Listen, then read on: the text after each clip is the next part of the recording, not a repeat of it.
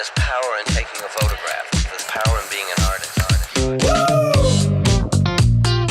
It's the Phoenix Film Revival Podcast.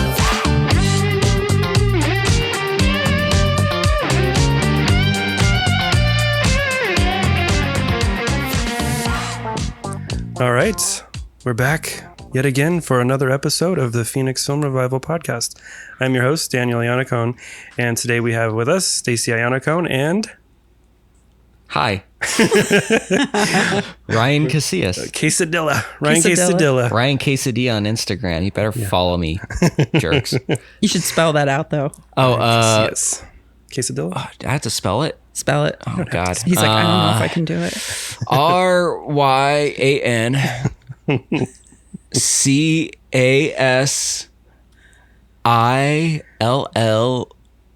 RyanCassillas. There you go. Yay. He thinks he got it. I think I got it. Hopefully I got it. Someone out there stealing my identity. It's like... Quesadillas. The question is, do you like quesadillas? Oh, fuck yeah. Okay. Okay. Good. Am I allowed to cuss on this thing? You're totally fine. Everybody asked that after they... Yeah. Is that okay? Okay. So we've got Ryan with us today. Obviously, Ryan's a good friend of ours. Met him... actually, I remember exactly the day I met you. Yeah, I showed up. There's a there used to be a Facebook group. It's probably still there and no one uses it, but like Arizona film photographers, and it was ran by who's the lady that runs Wasted Ink? Carissa. Yeah. I can't believe I forgot her name. Edit that out. Yeah. But yeah, she invited me to this meetup with film photographers because I would go to Tempe Camera, and she noticed that I was there buying film every week. Spending my paycheck. Yeah. And she's like, hey, there's other film photographers out there. I'm like, really? She's like, yeah. We're having a meetup over here on this place on Roosevelt, back when Roosevelt was actually kind of coolish, but it was like already being like ruined.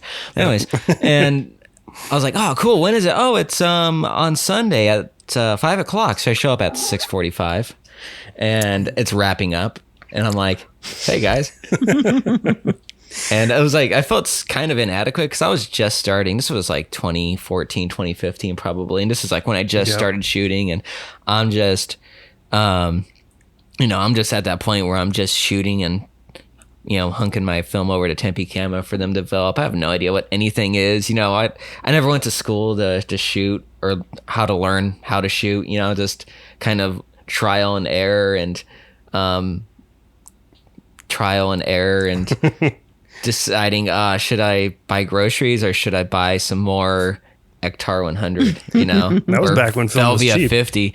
Yeah, cheaper than it is now. That was kind of certainly cheaper. I felt like it was like you could buy a good roll of film for like $9, $9, and it was like $8, $9. It's still $8 to develop at Tempe Camera. So I was like, it's actually not too expensive, So I should have stocked up back then, but no, I was like, I'm just gonna buy film when I need it. It's not gonna go up and astronomically. It'll be fine. It'll be fine. Yeah, film's on the way out. It's no big deal. So yeah, it's gonna be here forever. All these different the 400, that Fuji 400. Pro 400. Pro 400. Yeah, that's gonna be here forever. Yeah, it'll be fine. It'll be fine. So Ryan shows up comically late. Well, not comically. Fashionably late. Fashionably late. Yeah. How late was it? Ryan Was standards. it an hour and 45 minutes? Right Is that when what we I heard? completed, Ryan showed up and I was like, all right, hey. everyone have a good night. And I just walked through the door. I'm like, hi, guys. And of course, it's like the after party where everyone's like kind of still talking in their groups. And people were just talking about like developing film and stuff and like the whole process and everything and making jokes. And I just like you guys were speaking Greek. I had no idea. I'm like, I'm just a weirdo that drives in the middle of the desert at night and takes photos and, but it's kind of cool. And then eventually I befriended Dan against his will. And, he brought me in his apartment, taught me how to develop film. One of our first film processing workshops we did, it was $5 a roll to get developed, and we did black and white in the kitchen in my apartment in Scottsdale. And Ryan showed up and he had his roll and did his thing, and I remember him hanging it up, and I was like, this is cool. We were hanging it from the vent in my kitchen. Yeah, all the dust and everything just caking on there. I'm like, this is cool. I'm doing my own film. Yep. So I've known Ryan since the beginning. Yeah, and then I met you through, I think, the workshop you gave. I think that was when I first met you. It was a night shooting workshop. Yeah. I think pretty certain that was the first time I met you. I think there was 2 other guys Yeah. that were on that one. Yeah, I barely knew Dan. Like I had met you one time, I think, prior to that workshop. Yeah. And then you took a film processing workshop as well? Yeah, I think that's what I did. I think I did film. Oh, no, I did. I showed you how to do glass cyanotypes.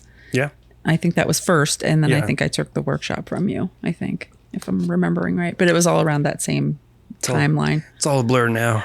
Those were good times back then, let me tell you. Back in the day. Back in the day when there was 3 TV channels.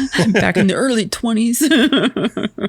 So Ryan's been our friend for a while. And he actually did a workshop for us, not super long ago, but it was before a couple COVID. years ago. Was it before COVID? It was after COVID. It was right after COVID. Right after COVID. Yeah. And Ryan did a shooting on film at night workshop. Yep. Night how to shoot on film. And it was, we did it 2 weeks in a row, or 2 months in a row, I think. We did like 4 different workshops, and each one got progressively smaller as word got out how bad it was. But it was great. And I helped out with the lab before, helping out Dan and trying to calm Dan down and wrangle him and tell him, hey, we need to do this, while he did like 15 million other things.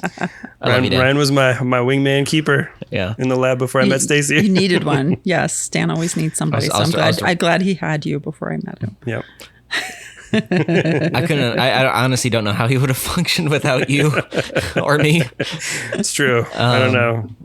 That ADH brain just really... It's hard for Dan. He has a lot of things. He gets it's the squirrel thing, He's like squirrel. It's not a squirrel. It's like a whole colony of Yeah. You're like a dog. If you were a dog, like your dog equivalent would be like a golden retriever. No, I think what was that smart little dog that had like a little program on PBS with a little hat? Wishbone. Oh, Wishbone. Wishbone. What was Wishbone? He was I feel like you'd be a Wishbone. Like Jack Russell Terrier? Yeah, I feel like you'd be a Jack Russell. Like Jack Russells are super duper smart, and they're always like really kind of happy. But at the same time, I feel like they're like, they can be pulled a lot of different ways really quick. I feel like if you were a dog, you'd be Jack Russell Terrier style. Yeah, I guess so. Or a pug. Or just a pug. No, pugs are just, I feel like they're just sort of in the corner drooling. Thanks, guys. Confused. I wouldn't make you a pug. Yeah. Yeah, that's fine. So yeah. Yeah. Ryan's been a friend of the lab for a million years. Shoots a lot of night photography. Yes, I do. And predominantly, right? Like for the most part, it seems like most of your stuff seems to be night. Yeah, for the most part. I don't know. I've always loved how when you shoot at night, just things kind of transform. It's and it was kind of just one of those things where when I learned how to shoot photos, because I literally self-taught. Like I got a Kodak Signet 35, and on this Signet 35, I was looking at the different shutter speeds. I noticed there was a B, and I'm like, a letter B. I'm like, well, how fast is B? So I looked up, it's and so B fast. It's as fast as banana. The fastest one there is. Yeah, it's like, it's bulb. You can hold it as open as long as you want. I'm like, interesting. So I was like, well, let's try it at night. So I was just like, let me see if I hold it down for 15 seconds. How about 15 minutes? And then just progressively, it's like doing all these crazy long exposures, just sitting in the middle of a desert in this abandoned house. Because I've always been obsessed with like old things, even when I was a kid, I was always obsessed with like old, just decrepit looking things, and the history behind these things, and like old mining towns, old buildings, trains and stuff, and just going out and exploring these places too. And that's, for me, that's also part of the fun too, especially at night, is going to these old mining towns and these old places, and just going there at night when there's no one else around. You're just kind of by yourself, and you hear those bumps, and you're just like, oh, it's nothing. That's probably something. It's probably a ghost, but you just if I don't get stabbed. you just tell yourself, no, it's not a ghost. I hope. I think the creepiest was while I was shooting. I went out to Globe, and they have a cemetery there that's on this hill, And it's a really old. Some of the graves there are from the 1890s, 1900s. It's a really, really old graveyard. It has like the old metal gate there. And what's weird, it's on this hill, and then there's two valleys on each side that have houses. And when the wind's blowing, you can hear all the conversations from these houses. So you're walking around this cemetery by yourself in the middle of the night under a full moon, and you hear all these conversations from the houses on each side of the graveyard. And it's really, really like unsettling. And it's really cool. When you're shooting, it like it gets you in the mood, you know? I guess so. I guess. No, that sounds great. Yeah. I remember I was I think August of 2020. So great times. And I went to the graveyard to shoot. And when I was setting up my tripod, I was borrowing Dan's speed graphic, the 4x5. Oh yeah. And you know those things, you don't just go up and you have to set. It's like a whole process. So it makes you feel like you're a photographer, because you have to do like the light meter and set it up and do the bellows and all that stuff to focus. And anyways, I like shooting kind of down low, like because I feel like it makes things look more dramatic that way. When you're shooting, not shooting at like eye level, when you're shooting like from a lower angle. And that's my secret, so no one steal it. And it's all about that ground angle. Yeah. And I was getting ready to set up for this one shot, and right when I was walking underneath this tree, like an owl flew out and went ooh and flew away. I was like, that's creepy. The cemetery under a full moon. Yeah, cemeteries with an owl can be flying away. Very, That's a vibe. very odd. And then when I went to get down to focus through the viewfinder, and right where I was about to put my knee was a tarantula just chilling right there. Fun. And I was like, this is weird. And I moved, so I didn't bother the tarantula, and did my shot. Got developed at the lab with Dan, no, it was at your house, because this was during COVID when the lab was closed temporarily. Were these the 10 shots of FP4? Yes, those were I think this was the shot. These were the shots that you helped mix the chemicals, and you didn't put the chemicals in. Yeah. And the developer, Yeah, it came out blank. We got to chatting with no. Ryan. Yeah, of all the times I mess up, I don't know if I would say fortunately, but unfortunately, Ryan's shots didn't come out, because I thought I had mixed up the developer, and It's all right. I didn't risk my life taking those photos anyways. they're probably like game changer photos for you. They're The like best photos they would have I've ever projected you taken. into like the big leagues with, you know. They were so good that the developer couldn't handle it. No, it's true. So- Maybe there was just something really weird about that graveyard. They just weren't meant to be. Like the ghost No. was there, and he's No. like, Well, "You were not getting my photo." I And he guess made not, sure but to- I did go back and shoot some photos, and there is one image, and I think it's on my. I'll show you guys later. Maybe you could post it if you have. Yeah, I'll like share a it. thing. Yeah, we'll put it in the notes. Where it's there's actually like a really ghostly image in there, and it's really like whoa. So That's fun. I'll send that one to you guys. I think that was on either FP4 or Tri-X or something like that. So Yeah, graveyard black and white. oh yeah, Good. I love graveyard photos. It's hard under a here. full moon. Arizona's tough. There's just so many graveyards that are so boring. There's no stones on most of them. And Oh, they're you have so to go to the fun. old towns like Bisbee Yeah. or Globe or We found one up near Jerome. Yeah, Yeah. there's one out near Jerome, like before, like Cottonwood, I guess technically is where it's at, but Yeah. it actually has stones and it's sort of like wild. But I'm Yeah. so used to There's a really East Coast. There's a Yeah. really cool one up in Williams. I'm just blowing up all these spots right now. Just There's a breaking lot of every people that rule. are afraid to go to the graveyards though, so you're probably pretty safe. But yeah. there's one in Williams. It's kind of cool because it's amongst all the ponderosa pines there, so you have like this really cool light kind of filtering through the pines and all these graves. But it does get kind of weird, and I've kind of stopped shooting graveyards because at a certain point, you know, it gets kind of weirdly personal too. You know, especially once you get into like cemeteries that have newer graves. Yeah, and then yeah. it's just like, you know, and then Yeah. you get depressed and you see the like, you know, dates that are like way too close. And you're like, Yeah. that's- Yeah. You end up in the baby section. And you're like, oh no, I've gone You see too all the far. toys sitting out on top. The toys are Yeah, the that's worst. a Yeah, big when you way. see the toys out. I like the good old fashioned old ones that everyone's been gone for an incredibly long time. I used to do a lot of shooting in the East Coast in the graveyards, and they were like a lot of them. They hadn't buried anyone in those since like the early 1900s, so you don't feel like weirdly disrespectful in any way. Yeah. If anything, you feel kind of respectful because you're like actually recognizing and reading the names and the dates Yeah, and being like, appreciate oh, you know, it. I know you. But I But the believe recent the, ones are I believe weird. the one in Bisbee has the guy who's on it, who posed for the Arizona State Seal. God, I forgot his name, which I should know. But I think he's buried at the Bisbee one, the Bisbee Cemetery. It's always Evergreen fun. Cemetery, which is right okay. next to which is right next to the Shady Dell. So, Oh, okay. We Well, went over yeah, there. we did go we over there. did. We actually shot some photos in there. Yeah. Not Yeah. that long ago. Last time we were out that way when we saw you, we We went came and visited Ryan. that last day on the Yeah. way home. We actually stopped over there and we went there. You know what? I've just remembered. I went to see. So in Mesa, there's a fairly large graveyard, and Waylon Jennings is Waylon buried Jennings, there. yeah. And the guy that the Miranda rights got named after, he's in there as well. Yeah. And I went to Waylon Jennings, and a tree, like it wasn't storming or anything, and a Mm-hmm. tree came crashing down, like right beside me, like in there. And one of like the guys that works there, he's like, "You almost get hit by that tree." I'm like, "Yeah, I did." But I remember like I was just standing there at his graveyard. I'm Mm-hmm. like, "What the hell?" I'm like, Oh, "Okay, yeah. I'm sorry, Waylon. I wasn't even."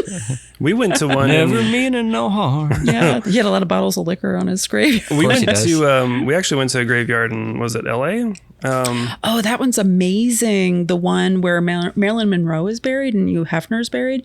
But it's They're like right it's on top of each other. all celebrities. The whole thing Yeah. is just celebrity after celebrity after Rodney celebrity. Dangerfield. They're all in there, like all Frank of them. Zappa. It's the craziest graveyard. Yeah, we got like kind of a personal tour. Barney Fife. A guy that Yep. it just was like name after name. Every time you could go by a stone, be like, "Oh my god, I know exactly who that is. I know who that is." And the guy that was in the graveyard, he was visiting his parents who's buried in there, and his brother who's buried in there. And apparently they were in the entertainment industry of some type, but he gives graveyard tours as like a living, but he just happened to be there. And he just started talking to us, and then he kind of gave us like a mini tour of the graveyard. And he's like, "Yeah, as soon as so-and-so dies, they're going to be buried right here." And the name wasn't even there. I'm like, "Oh, okay." And That's like he was weird. showing us Frank Zappa's grave, which isn't even marked in there. Like you Yeah. can just see like the plot. He's like, he's right here. And he like pointed it out. But a lot of people were in there obviously taking photos because a lot of the celebrity gravestones have a lot of kind of interesting, you know, names and things like Rodney Dangerfield. Says there goes the There neighborhood. goes the neighborhood is like on his, and then Jack Lemon. Thank you. And I think it says starring in, and it just stops because that was kind of a thing for him. And it's interesting to see how many people in there. I've never been in a graveyard that had so many people I knew and about who they were. And I was like, A lot of comedians wow. too. Tim Conway was in there. I was like, Dwarf Goes Golf. I didn't know he was buried here. Yeah, it's apparently really expensive to get buried in there, but it's like the strangest thing because it's like all just, it's LA, it's, you know, and there's Yeah. lots of stuff around it. And then you take this one little road and then it's just like in between all these like really tall condos and buildings and, And stuff. it's probably, there. what, 2 acres maybe? Yeah, it's not very big. Not that large. No. But, yeah, graveyards can be a lot of fun. Like I like Oh, yeah. kind of going around. Find a grave's great because if you go to a graveyard, you can find out who's actually buried in the graveyards. They'll give like the notable people and then you can go find them. And they're pretty quiet. You don't have to deal with people. Yeah, yeah. No, it always feels somewhat like you teeter sometimes where you feel like, is this disrespectful? But at the same time, you're like, I try to think if I were in the graveyard buried, would I care if people were in there taking pictures of the graveyard? They're like such peaceful, beautiful places. Yeah. And a lot of people forget that graveyards back like Victorian times, they were like parks. They were like public parks. You were invited to go and hang out with the dead and hang out and have picnics. It was like places to get together. Bring out your dead. Yeah, exactly. That was like kind of a common thing where it was almost like a park Yeah, space. speaking of like dead, but so the city park in Bisbee, which is in the Gulch right there, where the amphitheater was. I don't know if I showed you that or not. Oh, yeah. Yeah, we went yeah. to That was visit. actually a cemetery before it became a city park, and in 1905, I think is when, or 1915 or something. The dates on the thing, and I guess when they were converting it from a cemetery to a park, they were digging out the graves. I guess there was like a bunch of cholera and stuff that was breaking out because the cemetery was in the middle of town, so they had to move all the bodies and stuff and clean it up and make it into a city park. The problem was that not all the graves were marked, and they would obviously exhume all the graves during the day. And from the elementary school, you could see the graveyard, and all the kids saw a bunch of bodies. It's creepy. Dismembered. And They probably didn't get them it all was a out. different time. It's like a poltergeist situation over there in that park. You build it on the graveyards. You only move the headstones. Yeah. You fool. I didn't have too many haunting experiences in Bisbee. Just Which is weird. That's what people go there for a lot of the Yeah. time. They've been up the tours and stuff. yeah, the Gotcha. spirits were kind to me. I mean, obviously, so when I lived in Bisbee, I was the beer guy, and I would deliver to the Copper Queen, and sometimes there was like doors that would slam shut around me, which is that happens. But there was there's one experience that we had though that was kind of disconcerting. So when I moved to Bisbee, I was staying at this one friend's house, and she allowed me to sublet there for a few months before I found a permanent home there. And Ruby was in town, and we went out in town, and we went to this one bar, and we're like, hey, let's go home and clean up, and then we'll like walk and go back. And she was trying to find her hair, and she was trying to find her hair clip. She took it off and was like gonna put it back on, and she's like, oh, I can't find my hair clip. I must have lost it. I'm like, oh, whatever. So we go back to the house, and the door's wide open, which is weird because we locked it. And I know I locked it. And they're like, oh, that's not good. So I'm like, holy shit, That's scary. that's scary. Yeah. Someone broke in. Yeah, no good. So I'm like, all heightened up. I got my flashlight. I got like something heavy for my truck to, do something. And, I'll hit you. just walk through there and nothing. Then we look in the office, and on a desk, right in the center of the desk, just perfectly presented, was Ruby's hair clip that she lost at the other bar that was across weird. town that she was wearing when she went there. Oh, sounds That's like creepy. good ghost. They're like, oh, you lost this. Here you go. I found it for you. I found it for you. Yeah. It's like a super helpful So- Casper style ghost. Yeah, but that house had some weird experiences. Like someone told me, that house doesn't like men. That's a weird statement to And hear. I had multiple people tell Like me, the it's like, house? the house is gonna the house isn't gonna want you to leave. So when I found a kind of permanent place to live, the last week of that I was living at that house, I got sick. I got an eye infection. I got stung by wasps. The washer, Jeez. the washer flooded, and like one or two other things too. And it was just like, I gotta get out of here. It's going to eat me. The house is alive. So, yeah. And now you're down in Tucson. Now I'm down in Tucson, and I live in an older house now, which is not haunted, I don't think. And just joined Old Pueblo. A lot of old signs there too. A lot of cool subjects to shoot down there. I've been really enjoying that, and just wandering around and shooting. And Ruby, my fiance, she has been shooting a lot of nature down there too, like a lot of birds and nests and cactus. And it's a great place if you're a photographer. It's a great place to go because there's just so many different subjects and almost anything. And I feel like it's a better place to shoot than Phoenix, because it's more compact too. Phoenix, you kind of have to drive around and drive. Yeah. Yeah. And from where we live, we could walk downtown, and we could walk to 4th Avenue and walk to, Barrio Viejo, and all those cool places. And then we hop in the car, and in 5 minutes we're in Gates Pass in the middle of the desert, and it's really cool. And so it's really a good place if you're a photographer and you want some cool shots and you don't want to drive really far. Go to Tucson. Tucson's beautiful, and it's definitely underappreciated. I actually lived there for a few years back in 2010. So 2009, 2010, I moved down there and lived there for, I want to say, a year and a half, 2 years. And I miss the charm that Tucson had. And the 4th Ave has this beautiful area where they have these different shops that you can go to, which is similar to what Mill was before it became what it is. Mill Ave here in Phoenix. Yeah, it was basically Mill Avenue, Yeah. 20 years ago. Yeah, exactly.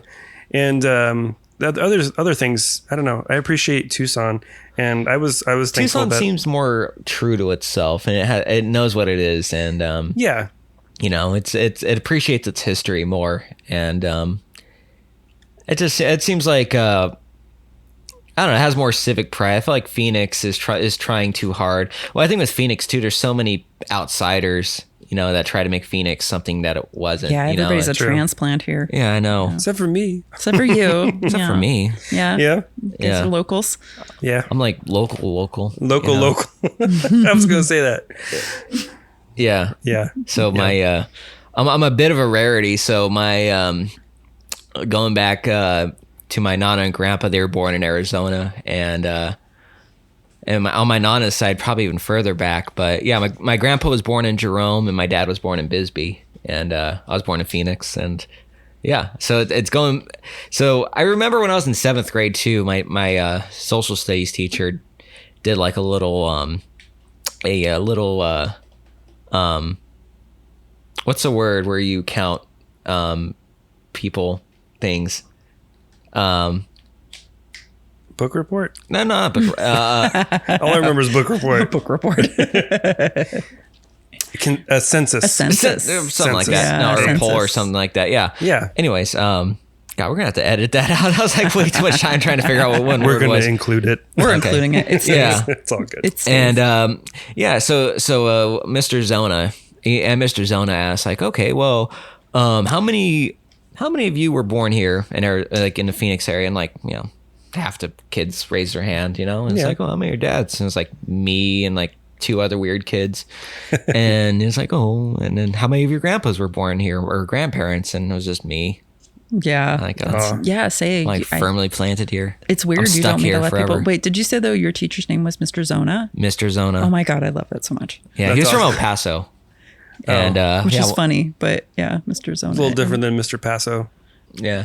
I guess. I did El Paso the class, just so you know. Well, that's good. There you go. And know- back in my glory days of my sophomore year in high school. My grandparents weren't born here. My grandpa was my dad's dad was born in New York. Yeah. So This is a great photography podcast. Oh yeah. It's behind the scenes of who the photographer Let's is. more. Everybody's burnt out on photography. We want to know what Photography Yeah, sucks. we want to know about Ryan is. the actual people behind the photography. Yeah. But anyways, you take pictures with cameras. In theory, yeah.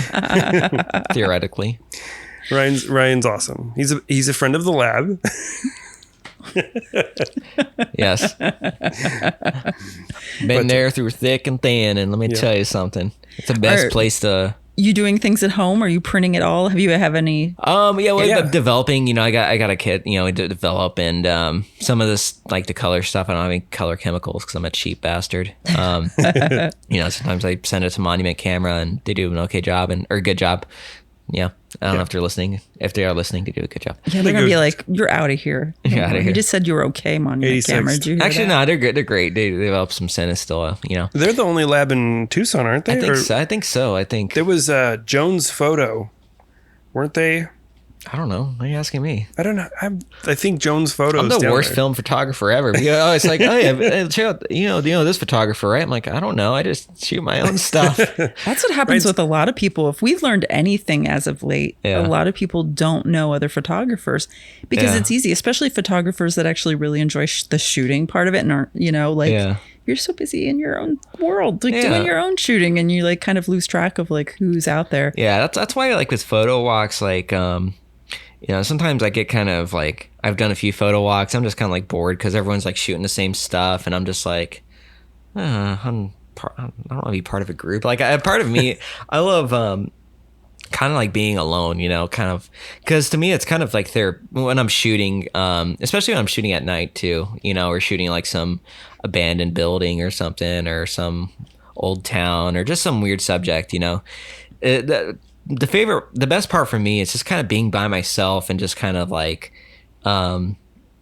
it's almost meditative and almost trying to become like a fly on the wall, you know, where you're like, you're not here, you're just observing, you know, just letting, whereas, you know, when you're with a group or something, or you're like shooting like, you know, with people, it brings attention, and it's kind of, you know, it's more contrived, I feel. It's more of a social exercise. It's more a social exercise, and you kind of feel like pressured to shoot stuff that you wouldn't normally shoot because you're like, you know, yeah. I mean, I've had experiences with me too, because I'm also one of those people where I'm not a shutter bug, and I don't bracket my photos. I just kind of like shoot, and if it's good, it's good. If not, then I'm an idiot, and I accept that. And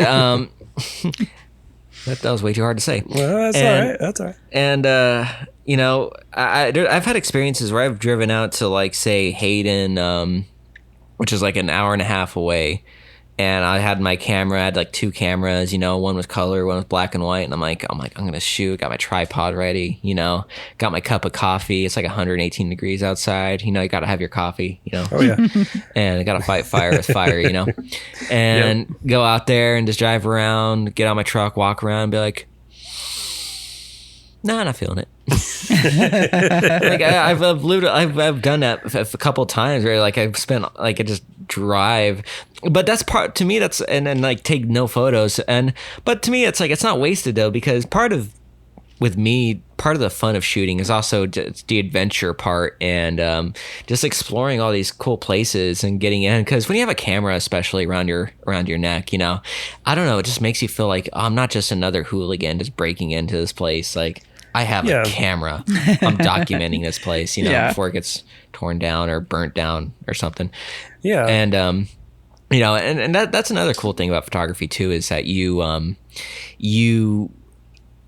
every photo that you take captures that moment as it was at that moment, at that time. And you know, there's a lot of photos now where I look back on them that I took, and it's like the area is now completely different. And it's like, you know, I'm glad that I had the kind of foresight to go to all these places now that I'm like, this is cool.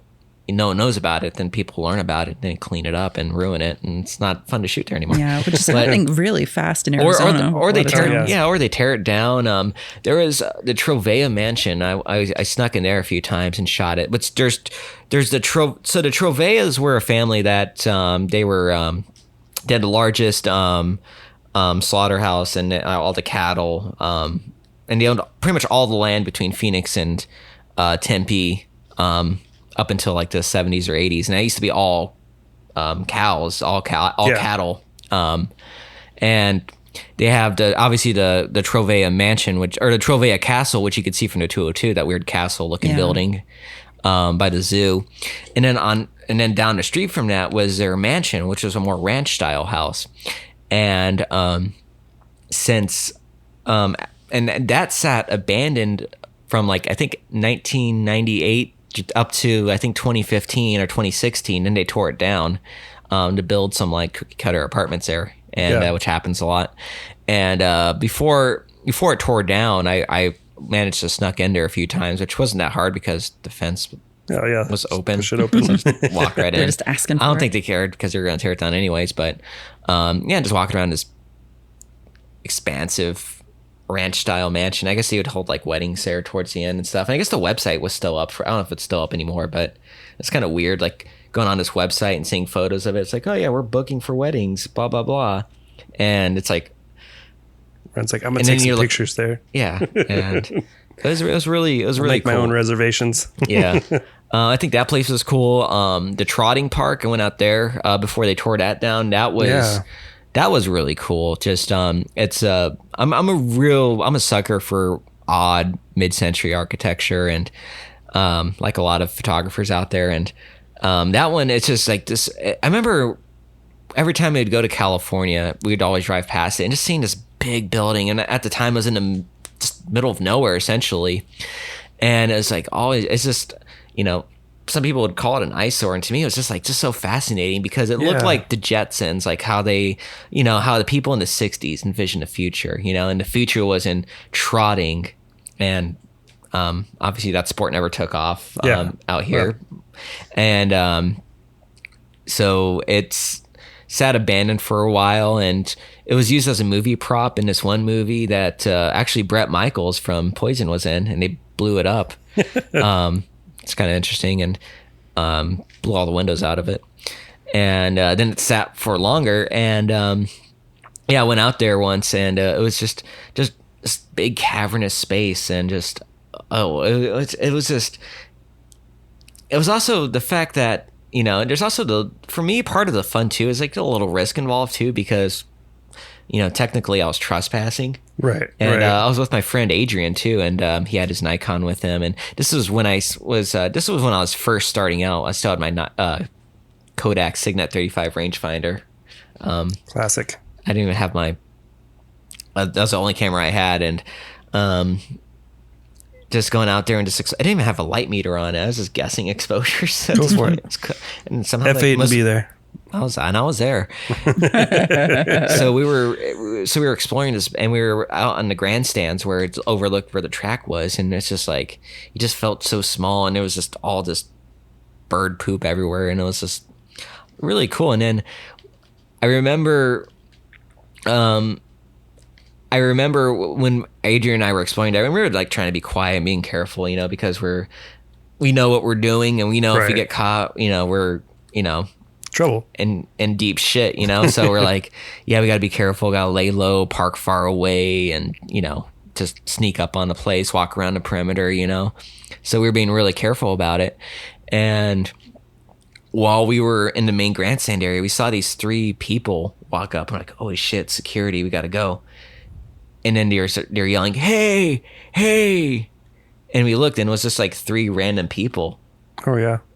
And they're like, hey, how did you get up there? Just yelling at us because they could see us. And we're like, shut the fuck Quiet, you idiots. Quiet. So Adrian and I looked at each other and like, yeah, those idiots are going to get us caught. We need to go. So we dipped out. And as we were, and it was kind of sad because there's more we wanted to explore, but we knew we were going to get caught, you know? Right. And so if we stayed there longer, especially with those idiots. So as we were leaving, you know, they were walking up, and we ran into them, and they were like, and it was this rapper guy, and he was filming a music video, and his girlfriend there and the cameraman were there, and their infant child was there, which I was like, this is not a good place for that. This isn't a place for babies. So I'm like, so I was this like, is an abandoned racetrack. Yeah. So they're like, yo, how'd you get in there? And we're like, we're just trying to be vague as possible to get out. They're like, there's a hole in the fence. And like, all right, cool. Like, how do you get? I'm like, dude, we need to go. You know? We don't want to give you actual directions to get into this building illegally. It's like, we don't want to be responsible for you guys.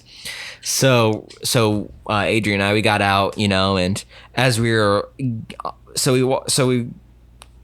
we were just about to exit past, you know, off the property, and then a security guy like showed up, and he's like, "Hey guys, I'm not gonna tell you to leave, but I just called the cops on you guys. So you guys, you know, if you guys don't leave, you know, they're gonna ask questions." So like, yeah, we're leaving, you know, and we like bullshit, like, oh yeah, we're just taking pictures of the building, we didn't go in and stuff. And he's like, I called the cops on you. You guys need to leave. I'm like, okay, we're leaving. There's some other guys that just walked in. Don't tell them though. Let them get arrested. Well, we were we hopped in Adrian's car, and as soon as we hopped in the car, the cops show up. Oh no! And they pull up, and they kind of blocked us in, and they start talking to the security guy, and they roll the windows down. So we roll the windows down, and we're like, "What's the problem, officer?" And they're like, Were you guys trespassing in Trotting Park? And we're like, oh no, we're just photography students and architecture students at the college down there, and we were just shooting. We were a big fan of the architecture, so we were just shooting the building itself. We didn't go in. And Adrian was like, yeah, he was going to medical school at the time, and he whipped out some random term, some like sickness that you get when you in your lungs when you breathe in a lot of bird poop. And you're like, yeah, so you got to be careful of that, and it's a hazard. So yeah. And the officer was like, so you guys have cameras, can we see your photos? And I'm like, oh no, it's film. And he's like, oh, okay, well, we got reports of some loud noises in there. and instantly I was like, yeah, there's these 3 people, they're like, I don't know, they're making all sorts of noises, and like they're loud and stuff. I think they're probably still in there. And they're like, okay. And then they went back to their car. And then they talked to the security guy. And then came back and they're like, you're good to go, sir. Nice. We just narc on these people. Like how did you know they were in there inside if you were not in the inside? Well, we told them that we heard them, because they're making they're like causing a ruckus. We weren't in there, but I don't know. It sounded like there was other people in there. That's the risk you take with, and a lot of photographers do that. The big thing, like the domes, like people. Oh, the Casa Grande domes, which I think they tore down finally. Yeah, they did tear them down. I was so I was doing this research project because I'm a nerd and I have no life, but I do have a life. I was researching. There's this. There in the town of Eloy, which is, if you're not familiar with Arizona, Eloy is between Casa Grande and the middle of fucking nowhere. And it's this old cotton farming town. And from 1980 to 1989, they actually had a sports car race, a club race on the streets of downtown Eloy, the Eloy Grand Prix. It was ran by the crazy Arizona Sports Racers Association. And it was actually, they'd actually broadcast it on live TV and live TV. Don't cut out that voice crack for the love of God, please. Puberty. He's still going through puberty. I'm still growing up. I'm a big boy. I eat my vitamins. And so I was researching this project because I've always been fascinated because it's just such an unlikely town to have that big of an event. And it's kind of, and it's like, oh, it just went away. And then it's like it never happened, and not a lot of people know about it. So I was researching the Eloy Grand Prix, and I called the city of Eloy, see if they had any archives, and they're like, oh yeah, well, here's the login to our newspaper archives. Cool. So I got thanks. So I got the archives, and it's like smut for Ryan. So I'm just reading these, and of course, ADD, I can't just read just all the articles on just a race. I got to read everything. So I started reading all the different articles, and it's kind of cool, like going through all the different ads. And I see this ad in one of the newspapers from 1981. I want to say 81 or 82. Live in your own dome home. Your dome home. And had a picture of the Casa Grande domes. Wow. As like a house that you could contract the dome company to build your own dome home. And I looked up the address on there, and sure enough, it's a Casa Grande Domes. And I looked it up, and people are like, oh, it's a mystery. It's a mystery why they're out there. So then I Googled the dome company, and it's like, oh, yeah, well, it was a software company that built these domes, and then the software company went belly up, and it became a albatross. So we're like, oh, let's sell them as homes. And that went belly up, and they ditched it. I'm like, oh, that's not very fun. Like there's an actual answer there. I was like, oh, there's the answer right there. I feel like the homes would have worked out. I'm confused why that didn't work out, because you would figure that that'd be very like heat effective, like the way that they were built. It's, it's in the middle of nowhere. I think it was a different time, and I think it just never took off. And also the domes, they weren't the concrete wasn't reinforced. That's kind of why they were crumbling. So they were built really cheap, and they weren't built they were built thinking that the shape would provide enough strength in the structure to where they wouldn't have to reinforce it, and you know how that worked out. So probably best people did not move into those, but having them the dome home. So a couple decades early, they should have released that during Star Wars when this was 81. This was 81. This was right in the height of Ewok Return time. of the Jedi just came out. The Ewoks were going. I guess a home is a home, in my opinion. Especially if it's a dome home. Dome home. A home is a home. If it's a dome home, then like, I live. That's where you sow. Yeah, I've ran out of words to rhyme. For those of you still listening, thank you. Thank you for I love it. I am not committed in a mental institution yet, but if you're listening to this, it's okay. The voices are starting to quiet down, so we're good. Even if you were, you'd probably take amazing photos in the facility, that'd be awesome. Yeah. Those would be sweet. But it's kind of funny. Out of all the places I've gone to shoot photos around the state, The one place I never went to actually was the Casa Grande Domes. And I think the part of the reason was because it just seemed like everyone was going out there to shoot. And for me, I'm kind of a hipster when it comes to shooting. I like shooting kind of things that aren't mainstream. Yeah, aren't mainstream or just kind of more out there, or also just the stuff that I find interesting. And the domes, it's more just like kind of like, oh, there's like mysterious things that happen out there, but it's like mostly meth. Yeah, it's like yeah, crystal meth. It's like I can go to 27th and Indian School and see that. I don't, or go out to the regular Casa Grande, which downtown Casa Grande is actually kind of, in my opinion, is pretty underrated for photography. I've shot a few things out there, and it's pretty cool. And you do have a few shots. I've seen there was a few. Yeah, they have a cute little downtown. You shot some Tucson, didn't you? Yeah, they have that little neon park that's there. Yeah, they have a all neon park. Signs. Well, they also have other like actual neon signs that aren't that's in a park. That aren't part of the park. Yeah, and it's just going to all these random towns. Especially for me, just I think the lonelier and more forlorn the town, the better. I like going out to like Florence or Coolidge. It's just a sunburnt, just dead town, and sometimes you'll start talking to the people that live there, and it's just like kind of fascinating, just kind of talking to these people where this is their reality, and they exist out there in these little towns. And I used to ride a Greyhound, and we would make a stop. So when I lived in Tucson, I'd actually travel up to Phoenix and would make a stop in Casa Grande, and I would I remember being there in the evening back in like 2009, 2010. And I was like, I want to get off this bus and explore, but I know that if I get off, I'm not getting back off because the bus is going to take off. This is your new home now. Yeah. But you're one of us. It was intriguing to me. One of us.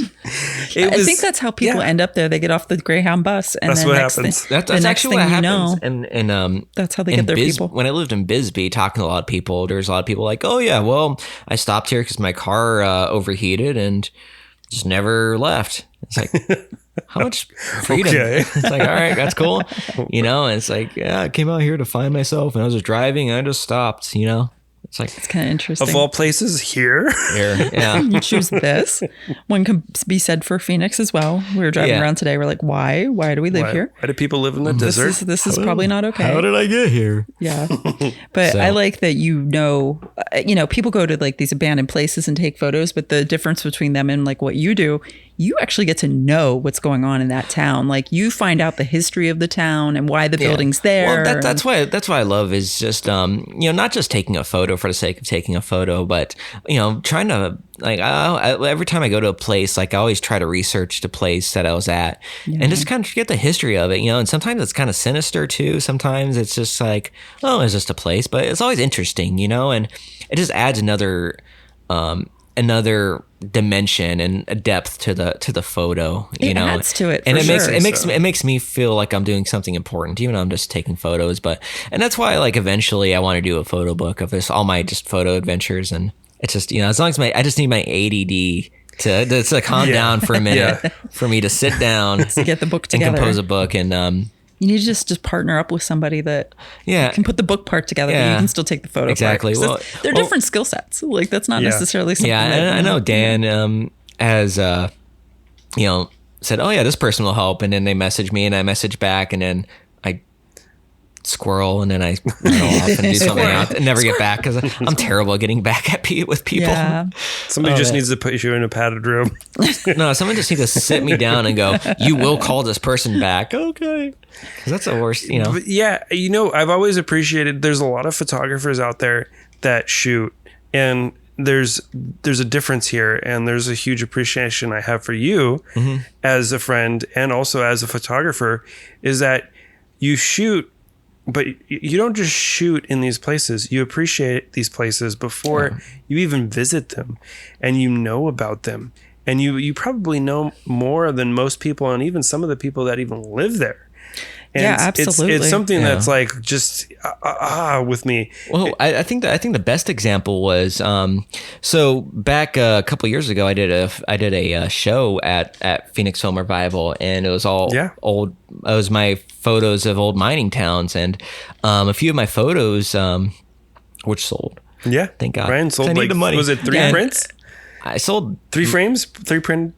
No, I sold I like think it was more than 12. that. You sold like You sold most, a few, yeah. I sold most of them. I your sold show. some of them multiple times, actually. I was like, oh, shit, Yeah, I you got to did. make more prints. Yeah, you Dan, I kept need to go in a dark room, please. Yeah.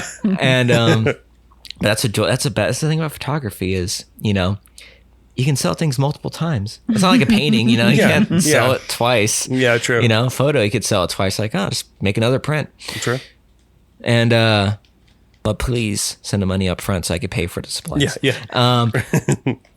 Or down payment. Yeah, down payment. So Ryan can buy the supplies and book the Make a space and payment do the plan. printing. And, Yep. Anyway, so there's a few photos I took of this town, Hayden, which Hayden is, if you don't know where Hayden is at, it's by Ray and Winkleman, Arizona. Where are they? Oh yeah, right there. Ray, Arizona, and Winkleman, Arizona. They're by they're old mining towns or company towns.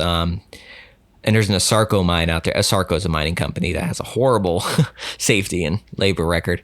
And it's if you go out on the 60 and you go past Superior, right before you turn into that canyon where by Apache's Leap, there's an exit, Road 177, and you just turn right and you go for an hour up this really sketchy, windy road. And which Apache's Leap, by the way, the Apaches never leaped off there. Just it's actually a myth, just so you know. Yeah. And so, anyways, there's this you drive for about an hour or so, and you end up in this town, Winkleman, and Hayden, pretty good and name. Ray. Actually, well, Ray's not there. Ray's actually underneath the mine because they dug it up, and it's now in where Ray was is now a open pit mine. Oh. And anyways, so Hayden, it's still a town. People still live there, but the downtown is just completely empty and vacant, you know, and there's like old churches and a boarded up school, and it's just So creepy. yeah, it's just and when I was there, the wind was blowing too, and so you heard the shutters like pop, pop, pop, pop, pop. And some of the photos I took, one of my friends from high school went to the show, and he went up there and he's like, yeah, my cousin owned that bar. And there's this photo I took of this one bar on the outskirts of Winkleman, you know. That was a gold nugget, wasn't it? I think so, yeah. Or something, or just Something. a copper something. Yeah. And it's like all of a sudden it's like that connection, you know, and it's like I didn't even know I had no idea his family had that connection to that area. Yeah. And then his cousin bought more prints from me because he grew up in Hayden and like all those places, and he's like, yeah, that's a church I was baptized at, you know, and it's like that corner, you know, that used to be the drugstore. We would all hang out, you know, after school, and it was like a community, you know, and your photos, they just captured that, you know, like no other photos, you know, and it was like really heartwarming, you know, Yeah, just hearing these stories and these personal connections. And that's the thing too, is everything that is abandoned used to be something. Mm-hmm.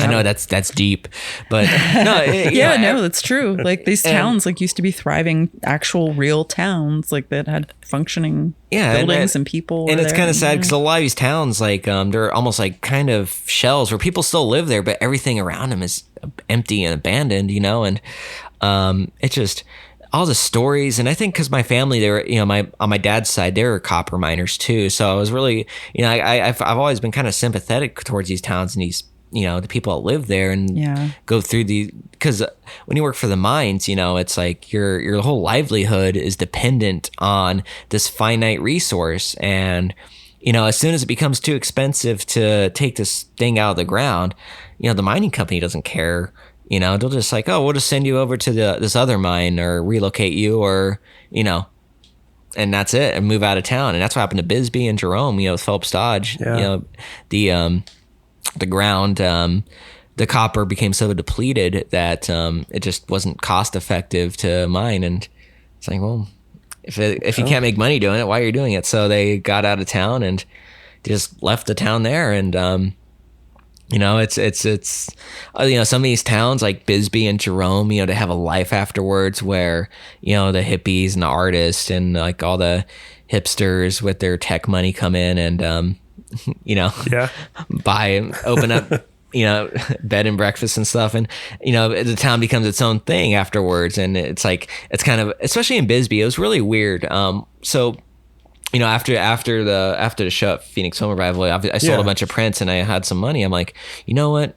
I'm going to live in a mining town. So I lived in a mining town for a year. And you did? You moved to Bisbee? I moved to Bisbee, and I'm like, and it was good, but at a certain point you're so isolated out there, and it's a certain point it's just plus I had some family things that were going on, so I had to move closer. So then I moved back to Tucson. Yeah, thank you for reminding me of my life. Yeah. And I was anyways, it was kind of interesting living in Bisbee, because there's like there's three sides of Bisbee, really. There's like obviously the old mining town, and there's still some old people that live there that worked in the mines, and were there when it was an active town, and because Bisbee at one point was one of the largest cities in Arizona, and it was like a really civilized town. It had like arts and theaters and all the churches and everything, and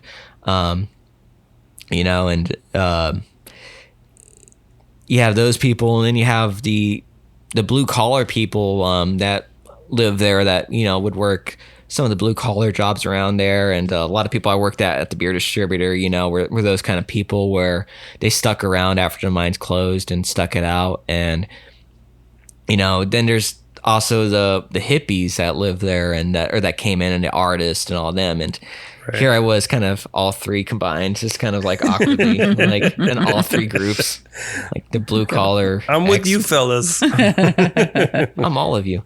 So it's just interesting. Just actually, it makes it easier for you though to like be able to get in there and talk to people and get the stories and get access to places, because you can kind of relate to all of these groups that are existing kind of simultaneously down there. For a socially awkward guy like me, it's like I'll just belt out a random like nugget of history, and they're like, "Oh, that's cool. Hey, come check this out." So, I feel bad for you. Anyways, opens a lot of doors for photography, especially like a lot of people don't have that, or they don't want to talk to anybody, and they just want to get in, take the photo, get out. And sometimes I'm like that too, where it's like the thing about film photography though is if someone knows you have a film camera, that's an instant conversation starter too, and that can open a lot of doors too. And absolutely, I've gotten into places that I shouldn't have, because somebody saw I had a camera. I was like, "Oh, this is cool. Check this out," and that's how I was able to get like in a lot of places that legally I shouldn't have been in. I just sneak up. Like a lot of races I've been to, I just had a camera, and I just borrowed like a construction vest. Like, oh yeah, I'm a photographer here for a magazine, and Ryan will make his own press pass.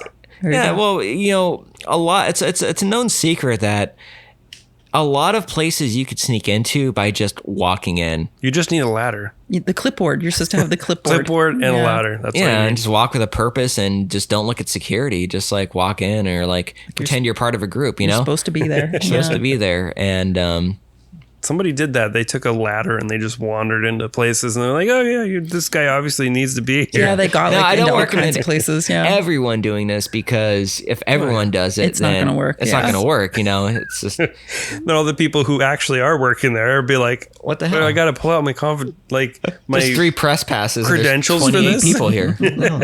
But so I've done that too, and it's and you gotta kind of have a sense of what's going on and stay out of trouble. Like, make sure you look like you belong there. Don't be like, oh my God, I can't believe I'm here. And true. It just look like you're working. And there's been a few times where like you kind of feel the heat, where you look at security looking at you, and you just kind of casually just walk away, before you get too much heat and get kicked out permanently. True. Because then that's bad. But yeah. And also just asking too. That's how I ended up on a pit crew of a race car team. Was I just asked? I was at the drag races out at Firebird Raceway one year, and there's this low buck team. They were the smallest team there, and it looked like they only had a couple crew members. And it was a top fuel dragster team. Terry Totten was the driver out of Nebraska. And I went over there and I asked the crew chief, this guy named Don Sasenka, and I was like, do you guys need help? He's like, yeah, we need help. And he just handed me a wrench and said, hey, do this. Go grab a tire. Put you on the spot. Cool. So then I was like helping out, and next thing I know, it's like, it's time to do our run. And I'm like, I don't have credentials. He's like, just stay in the van. You'll be good. So I was like, cool. So we did that. And I was like, holy shit, I'm in. And, so I did it after the race was done, and we lost in the first round, and they're like, hey, you're pretty good. You want to come back for the next race? I'm like, Nice. So I went back to the next race in Vegas, and we actually won the first round, made it to the second round, and the race was live on Fox. Oh wow! And the camera was right there in my face when I went like ape shit when he won, because it was so unexpected. Because we're like the lowest team there, Yeah. And we beat Brittany Force and Leah Pritchett, which are like multi-million-dollar operations, and Oh wow. That team, they're just picking you off like the sidelines, like, yeah, come on with us. And it was really cool just being there, and I think just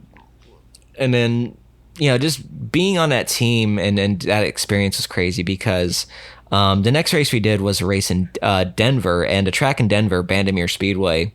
It's built on the side of a mountain, and the grandstands go up all the way. It's actually across the mountain from Red Rocks, believe it or not.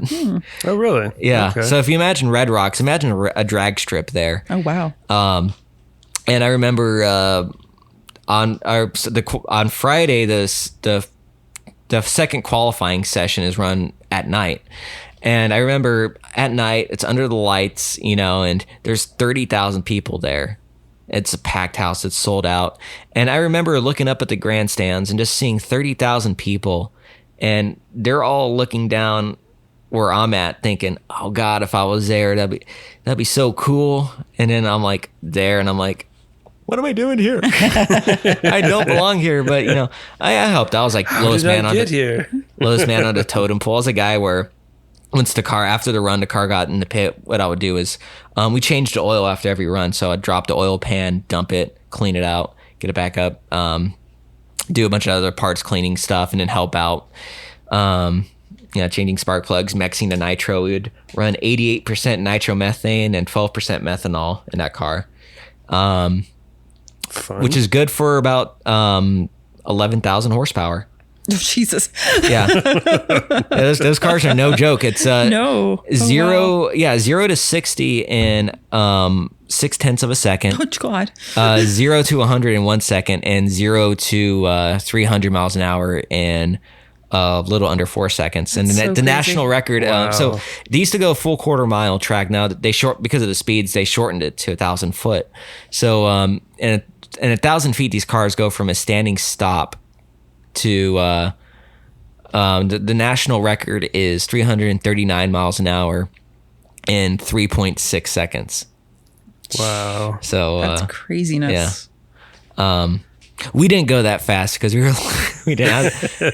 just like, amateurs in a professional field, but it was good. And I think my Sentra can go probably 0 to 60 in like 3 minutes. It goes 0 to 60. Yeah. It goes 0 to 60. Eventually. Yeah. You just especially downhill. Let it do its thing. It's fine. Yeah. It'll get there eventually. Exactly. So, but no, that was a wonderful experience. And of course, I brought my camera with me. So I got some really, really cool shots behind the scenes, and, and just going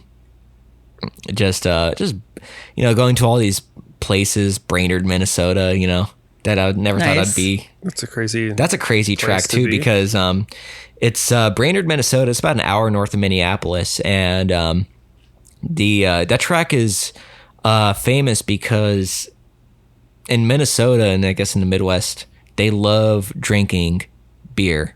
Oh yeah, a lot of beer. They drink a lot up there, and they love finding an excuse on the weekend to get their ice fishing trailers that aren't being used because it's this middle of summer in August and plop them in the infield of the racetrack and party. And there's literally like, I think 100,000 people that show up to the race in Brainerd, and they camp out there, and the camping site is known as the zoo. And they'll set up like these temporary bars, and you just like walk around, and they'll have like little bars there that, you know, are all drag racing themed, like car drag race, not RuPaul drag race themed. Although that might happen there. That could be fun. I don't know if they would be accepted there. Maybe I don't know. People are there for a very different reason. Yeah. So yeah, different kind of drag racing out there. You have a few beers. What does it matter? You get drunk enough. It doesn't matter. Bush Light is Bush Light. Let me tell you. But you know, there's. Yeah, so it was that was a really cool experience, and yeah, just drinking with, like, you'd see some of the drivers there. It's like, you're about to go 300 miles an hour tomorrow, and you're shit faced with this guy. And actually, it was really cool at one of the bars out there. Scott Palmer, who's one of the top field drivers out there, him and his crew chief Bobby Lagana. And Dominic Lagana, they built a margarita mixer that's powered by a top fuel motor. And they started it up. I feel like that's either a dedication to drinking or cars. I don't know which one. It's both. Yeah. You know, there's a lot of t-shirts out there. My drinking team has a racing problem. So, yeah, that's the second side of me. Is Ryan likes racing. Yeah. Mining, racing, and trains. You said trains, like the train's the good one. We like your train stuff. Yeah, we're a big fan of the train work. Yeah, I love trains. Time for a random train fact. Train fact. Yes, please. You can throw a few out. Actually, like we love. I think that's why we love your train stuff, because you know more than anyone we've ever met about train stuff. And I've actually met some like train enthusiasts. But you're in there. I think I posted a picture not too long ago that was of a beautiful train, and I think you commented back. Not just like, you know, not just a heart, like, ooh, awesome film. You know, it's, you know, that train's actually this particular locomotive. Yeah, you know, the deets about the train. You kind of get into everything. Anything you love, you get like the detail about it, which is great. Exactly. To me, I don't have hobbies. I have passions, you know? Yeah. And, you know, it's, you know, obviously the things I love are photography. You know, there's four things I love in no particular order, and that's trains, racing, photography, and my fiance Ruby. Oh yeah, and no particular order. You know, Ruby knows she's like towards the top three, and I love her. She puts up with so much, and I feel so bad for her. But she's also a wonderful photographer too, and honestly, she's probably a better photographer than I am. And I'm not just saying that because I love her. I do, but Ruby's great, but no, she's really a wonderful photographer, and that's actually how we met, was through the lab. Actually, she took my night photography class, and you know, and then afterwards we just kind of connected, and it turns out she was doing the same thing I was, which was going out at night and shooting random stuff, and I'm like, hey, I go out at night and shoot random stuff, so let's meet up and go to these random places and shoot random photos, and you know, and it's kind of funny because we just kind of fell in love. It was, you know, and it's yeah. I know what you mean. He does, yes. That's how we met, through the lab. That stuff happens. Film brings people together. It's good to have passions. Yeah, absolutely. Yeah, and you find somebody that kind of shares some of that stuff that you're really into. It's like a really special thing to be able to like share that stuff. Because to anyone else, you feel like you sound like a little bit of a crazy person, but when you meet somebody that's like equally into that and enthusiastic about it, you're like, oh, I'm heard. Like, you actually want to hear what I'm talking about here. And what's really interesting too is, you know, when we obviously now we shoot a lot together, and just kind of comparing our shots too. And we were talking about doing like a photo book of like our different shots and comparing like what I shot versus what she shot, you know, and at our different adventures, like our up in Seattle when he went on vacation there, and just doing that. And it's you know, it's really cool to, you know, because, you know, it's you know, I guess you could say our love developed. Ooh, hey. I like it. How about that? How about them? We should start that. We should be like the darkroom / dating service love develops here, and people can do like speed dating through the lab. You gotta like film though. You gotta like film photography. Yeah, when it's not working out, you know, Photoshop that out. I think I remember that. I was actually out of town for that, and you did it solo. Yeah, you ditched me. Actually, you're like, hey, I can't be there tonight, and then we had like 3 other people cancel out, and it was just me and Ruby.